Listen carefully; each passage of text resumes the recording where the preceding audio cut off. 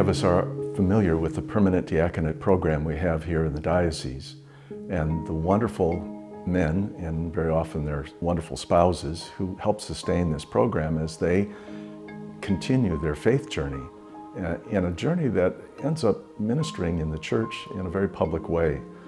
You're going to hear a little bit about this from Marty and Bev, but I want you to realize that not only are they the beneficiaries of a program, but also the diocese benefits by having to teach and form people. We often hear that the best way to learn something is to try and teach it. So the diocese is benefiting from our permanent diaconate for both the reasons of what we're able to give and keeps us fresh in our teaching, but also helps people in their faith journey, who then will help you in your journey.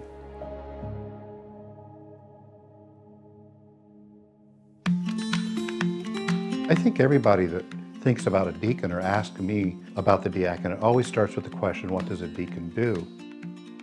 And I think formation has helped me understand it's not necessarily what a deacon does, it's what a deacon is. And that's what formation is really focused on, is understanding at a very deep level what a deacon is and not necessarily what he does. So it's not a list of things. Now we do see those things. We may see a deacon preach. We may see a deacon have a particular ministry at a parish or at the diocesan level. We may see a deacon marry a couple or bury a couple at a funeral. We certainly might see him assisting at the altar. But with all that said, the primary role of the deacon is to animate Christ the servant. The deacon animates in the larger congregation or into the assembly this icon of Jesus Christ the servant. I'm going back to 8th grade. I started thinking about the priesthood and met with Bishop Higgy back then with the diocese and affiliated, and he sent me to St. Meinrad in southern Indiana, where I spent 4 years. And at the end of those 4 years, it was pretty clear to me that priesthood was not for me and that there was maybe another path.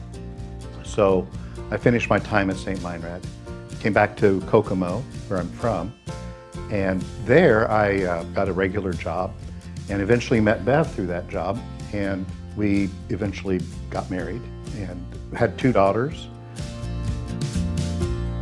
But all along, I still had in the back of my mind there was something more. Not that it was just marriage, but it was there was something more in our marriage that we would eventually come around on.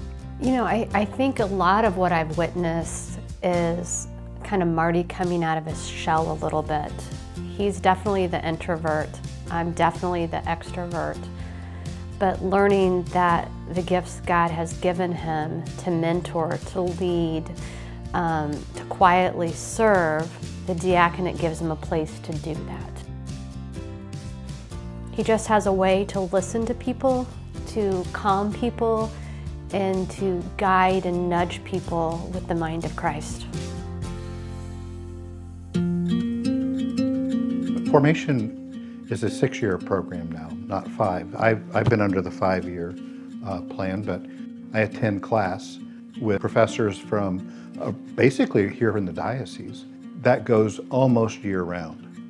There's a pastoral dimension that would include internships such as hospital ministry. I'm currently involved in prison ministry. I've done some work at the tribunal. We have spiritual formation, and we also have spiritual direction. So on a monthly basis, I meet with my spiritual director here in the diocese, who's a priest of the diocese. And then on the human dimension, making sure that we can relate well to our parishioners, to those who we serve, and that we can be adjusted well in our community, be leaders in our community, and make sure that we build up the church rather than detract from it. This journey is going to allow me to help serve, which is what we're called to do. And I can do it in a little different way than I could if we hadn't had this opportunity. So very thankful. My own faith has grown leaps and bounds. We pray together. We didn't really do that before. We went to Mass and we said our meal prayer, but we do evening prayer and night prayer together every day. Our lives are centered around what Masses are we attending for the day. So truly taking the Eucharist and the Word of Christ and making it a center of everything that we do.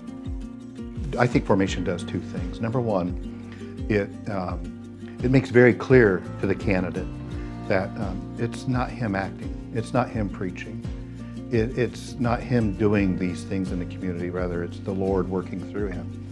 The other thing that formation does, that I think is more important than the doubt, is it removes the buts, the objections, I will do this, but I need to have this done too, the conditions that we sometimes place on our relationship with the Lord.